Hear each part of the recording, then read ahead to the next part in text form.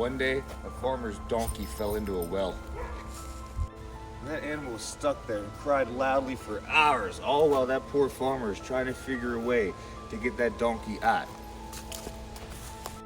Now, after a few failed attempts in that, this poor farmer kind of realized that the donkey's old and that, and it's probably past its prime, and that old well, it's run dry anyway, so maybe it's best if he just grabs a shovel and starts filling it in.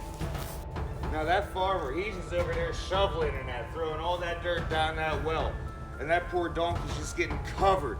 And he's thrashing, he's scared, he's screaming, hollering because he knows what's going on.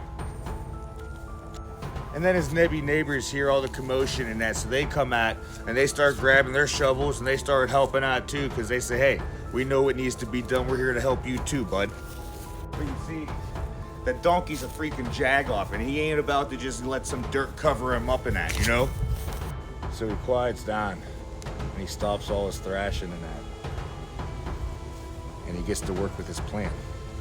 And all them nebby-ass neighbors and that farmer and that were shoveling all that dirt on top of that donkey realized they got quiet. They looked down into that well, and they noticed that the donkey was brushing off, shaking off all that dirt, and stomping on each shovelful that landed on top of him. Wouldn't you know it? That donkey, he got out of that well. The point that I'm trying to make is that life is always gonna throw dirt at you. Sometimes it's gonna be by the shovelful, sometimes it's gonna be by the truckload.